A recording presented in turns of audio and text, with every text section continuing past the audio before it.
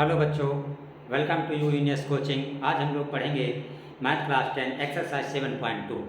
इसके पहले हम लोग पढ़ चुके हैं 7.1।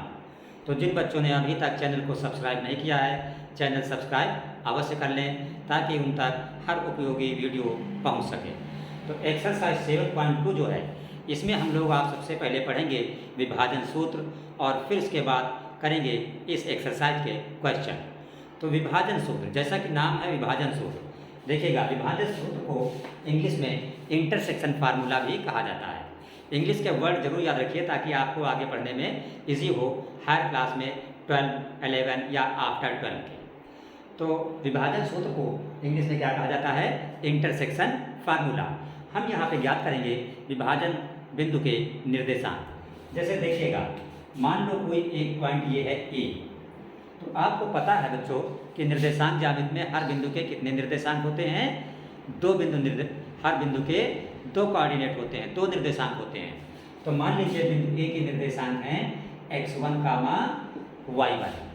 एक दूसरा बिंदु आप ले लीजिए बी, और बी के मान लीजिए निर्देशांक क्या है? x2, y2। अब आप ए और बी को मिला दीजिए। अगर इस रेखा पर ए बी पर कोई आप एक दूसरा बिंदु किसी भी जगह पर, सपोज कर लो ये एक बिंदु ले लें B P sorry A B पर क्या बिंदु ले लिया हमने? पी ले लिया। तो आप जानते हो पी के भी दो निर्देशांक होंगे। आपने मान लिया कि माना इस पी के निर्देशांक क्या हैं? h, k। कोई भी नाम दे सकते हैं आप। हम एक्स वाई इसलिए नहीं लिख रहे हैं, आपके बुक में एक्स वाई ही लिखा हुआ है, बट एक्स वाई जो है सब एक्स और वाई जैसा ही नजर आएगा, इसलिए हम बिंदु P के निर्देशांक क्या लिख रहे हैं? h, k। तो अब बिंदु P क्या कर रहा है? अब बिंदु P आप गौर से देखिएगा, इस रेखा AB को दो पार्टों में AP और BP में विभाजित कर रहा है। तो अगर ये मान लें आप कि AP, सपोज कर लो AP बराबर कुछ होगा सेंटीमीटर में, तो यहाँ पे आप मान लो कि AP बराबर अगर है m1 और जो ये BP है ये टुकड़ा बराबर है m2 में, ठीक। तो हम क्या निकालेंगे? विभाजन बिंदु के निर्देशांक। तो यहाँ पे जो विभाजन बिंदु के निर्देशांक बनेंगे आपके, विभाजन बिंदु के निर्देशांक इंग्लिश में क्या बोलेंगे? Coordinates of intersection point. तो विभाजन बिंदु के निर्देशांक जो हो जाएंगे, जो पहला निर्देशांक h है वो h बराबर बनेगा m1x2 प्लस m2x1 अपान m1 प्लस m2। इस सूत्र से ज्ञात कर लेंगे। और जो दूसरा निर्देशांक k है वो निकाल लेंगे m1y2 प्लस m2y1 अपान m1 प्लस m2। और ये कैसा विभाजन है?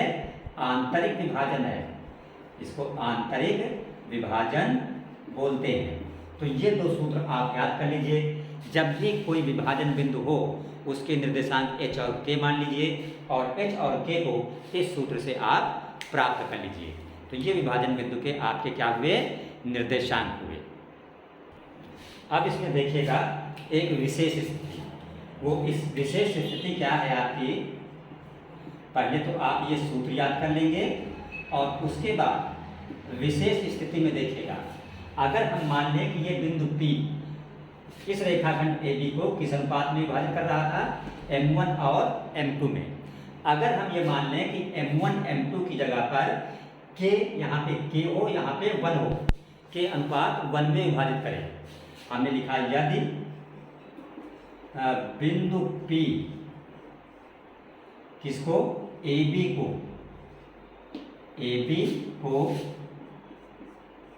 k अनुपात 1 में क्या करें? विभाजित करें, तब आपका h बराबर क्या हो जाएगा? h बराबर हो जाएगा आपका kx2 प्लस x1 अपान k प्लस 1।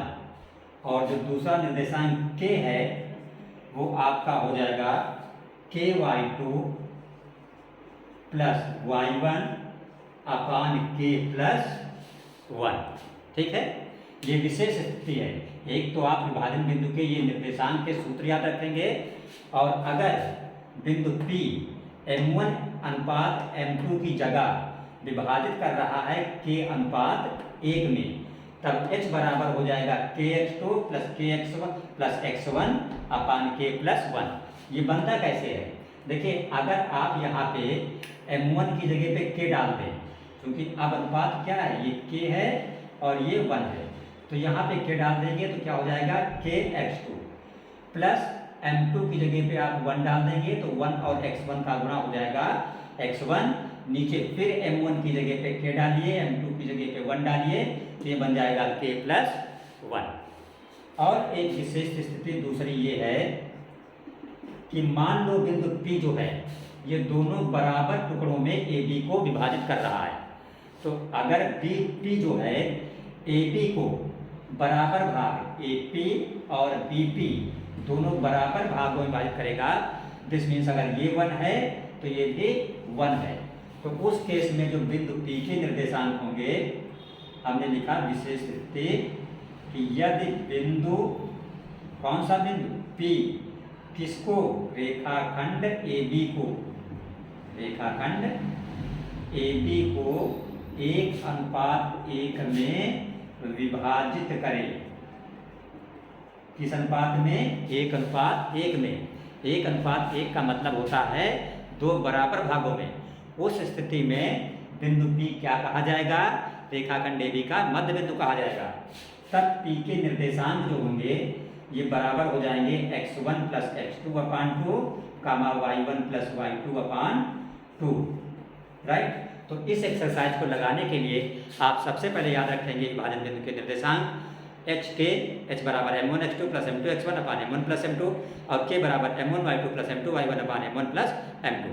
अगर ये दिया हो क्वेश्चन में कि विभाजन बिंदु जो है दिए हुए रेखाखंड को k:1 में विभाजित करता है, तब आपके विभाजन बिंदु के निर्देशांक हो जाएंगे, पहला निर्देशांक kx2 प्लस x1 अपान k प्लस 1 और दूसरा ky2 प्लस y1 अपान k प्लस 1।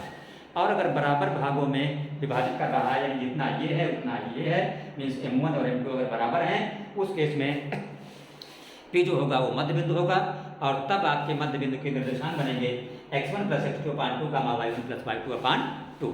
तो अब हम देखते हैं एक्सरसाइज 7.2 का क्वेश्चन नंबर 1।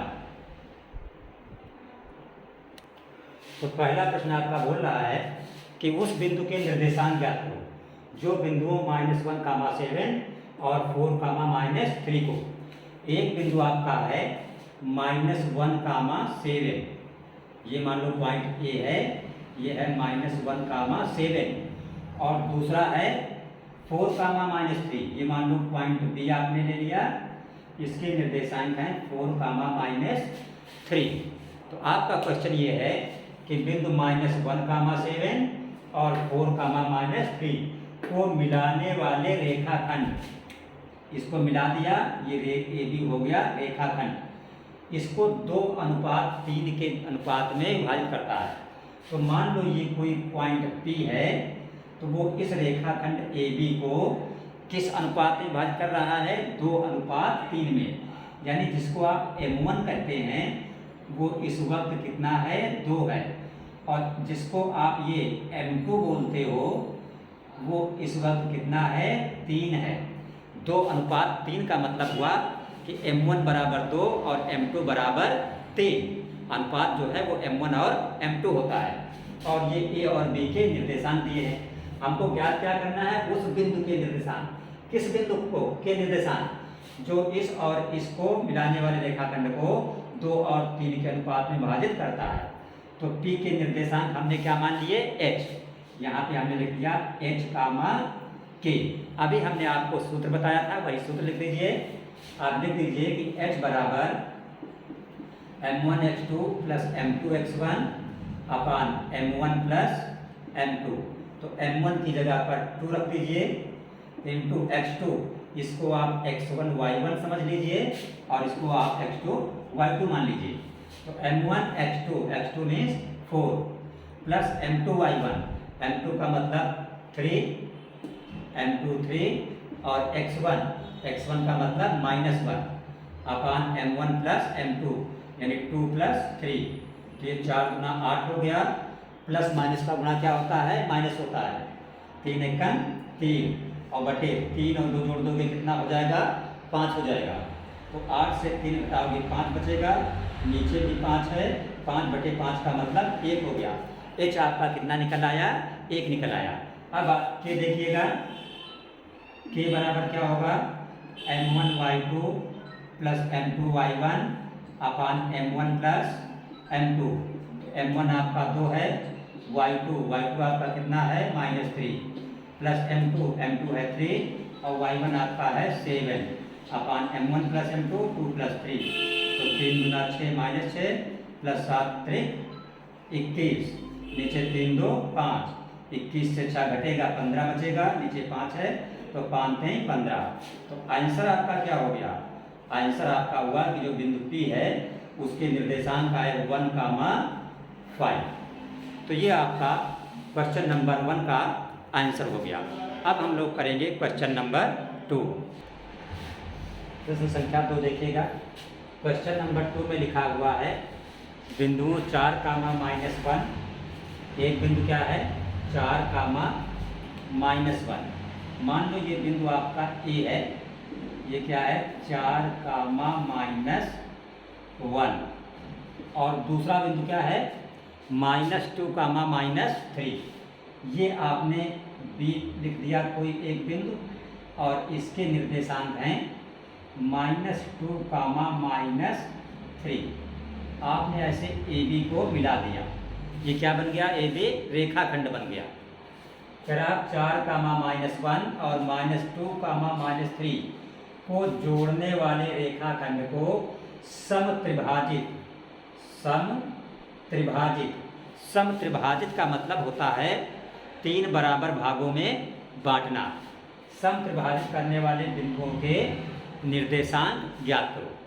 तो हम ऐसे बिंदु लेंगे जो इस रेखा को समत्रिभाजित करते हों, मीन्स 3 बराबर भागों में बांटते हों। तो एक पॉइंट हमने ले लिया P और दूसरा पॉइंट हमने ले लिया Q। अब आप देखिएगा ये समत्रिभाजित हो गया। कैसे? कि ये AP बराबर PQ बराबर QB। तीनों टुकड़े क्या हो गए? ये बराबर हो गए। जितना AP है उतना ही PQ है, उतना ही QB है। इसी को कहा जाता है समत्रिभाजित। अब यहाँ पे आप देख रहे हैं कि बिंदु P और Q क्या कर रहे हैं? P और Q की वजह से यह रेखा जो है 3 बराबर भागों में विभाजित हो चुकी है। तो हमको इन्हीं बिंदुओं के निर्देशांक पता करने हैं। किसके? P के और Q के।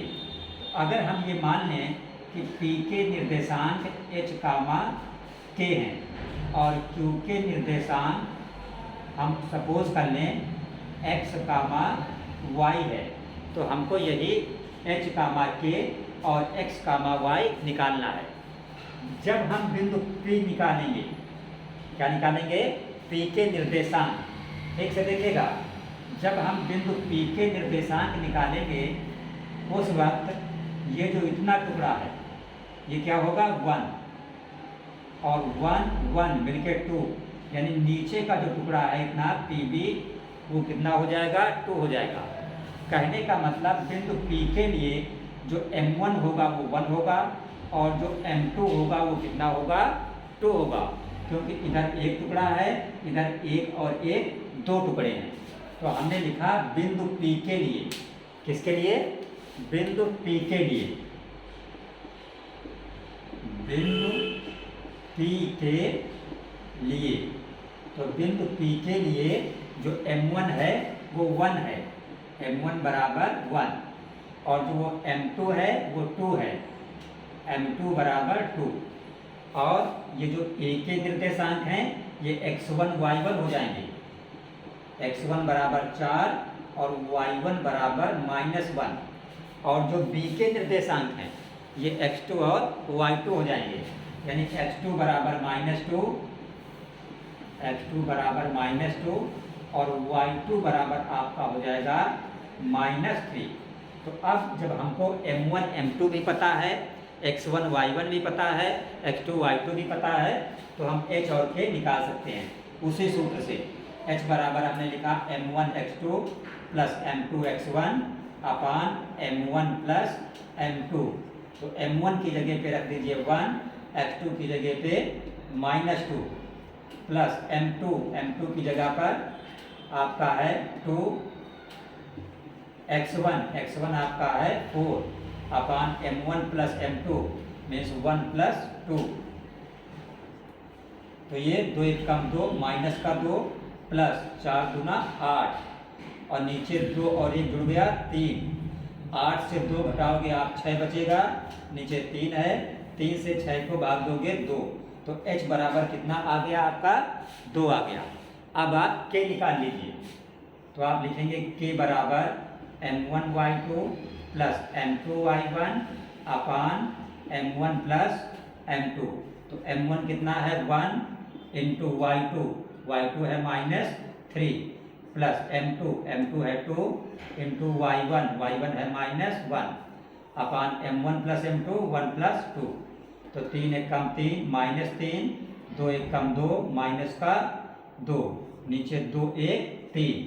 देख लीजिए वैल्यू सही रखी है कि नहीं। m1 की जगह पे 1 है, y2 कितना है -3 प्लस m2 ये आपका 2 है, y1 कितना है -1 है, ठीक है, बटे m1 प्लस m2। तो -3 -2 मिलके कितना हो गया -5 और बटे नीचे 3।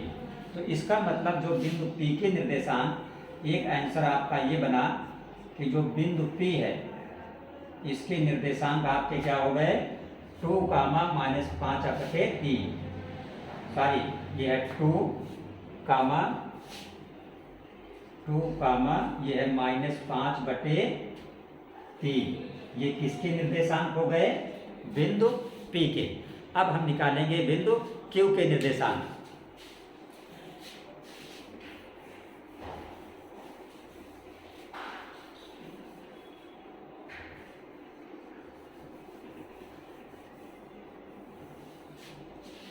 अब देखिएगा जब आप Q के निर्देशांक निकालेंगे तो इधर कितने हिस्से हैं, 1 और 1 2, यानी ये टुकड़ा हो गया 2, तो m1 अब 2 हो गया।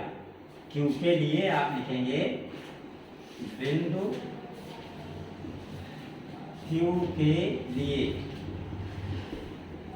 जो आपका Q के लिए m1 होगा 1 1 2, m1 बराबर हो गया 2 और m2 कितना हुआ, ये जब 2 हो गया तो इधर का एक हिस्सा बचा, m2 बराबर 1। ये x1 रहेगा, ये y1, ये x2, ये y2। x1 y1 और x2 y2 में कोई भी चेंज नहीं होगा। तो आप लिख लीजिए उसी तरह इसके निर्देशांक Q के आपने क्या माने थे, आपने Q के निर्देशांक माने थे x, y। तो जैसे आपने h, y माने थे उसी तरह x, y है। तो x बराबर क्या हो जाएगा, सूत्र वही रहेगा m1 x2 plus m2 x1 अपान नीचे m1 प्लस m2। तो m1 अब आपके कितना है 2 है, तो m1 की जगह पर आप 2 रखेंगे, x2 कितना है -2 प्लस m2 है 1 इंटू x1 है 4 अपान m1 प्लस m2 2 प्लस 1। तो 2 दूना 4 माइनस का 4 प्लस 4 1 कम 4 और बटे 2 प्लस 1 कितना होता है 3।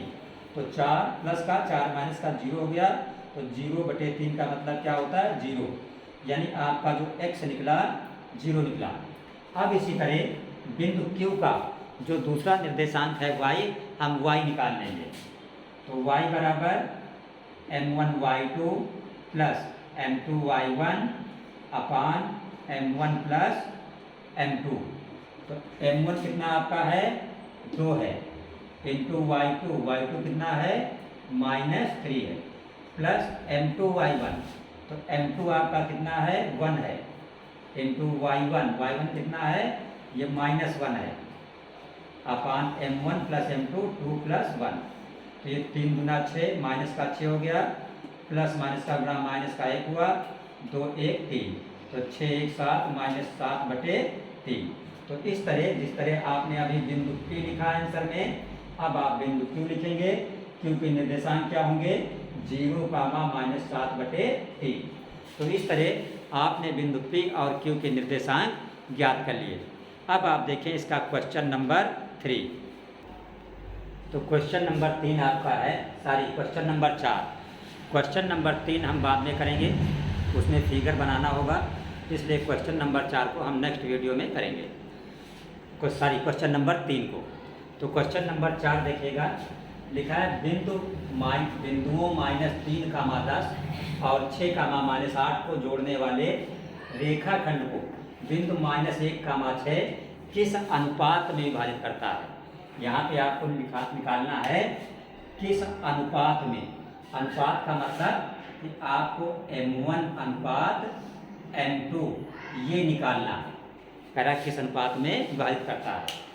तो देखिए एक पॉइंट ये है आपका, ये बिंदु आपका हो गया A -3, 10 और दूसरा एक बिंदु ये हो गया B, ये है 6, -8। तो ये हो गया AB खंड और बिंदु -1, 6 यहाँ पे कोई बिंदु P हो गया, इसका निर्देशांक -1, 6। ये किस अनुपात में बात कर रहा है, तो इधर का अनुपात आप M1 मानते हैं और इधर को M2। तो हमने मान लिया कि माना बिंदु P रेखाखंड AB को M1 अनुपात M2 में विभाजित करता है। तो यहाँ पे हमने लिखा कि माना बिंदु, इसको हमने P मान लिया, P -1, 6 रेखाखंड AB को किस अनुपात में, M1 अनुपात M2 में विभाजित करता है।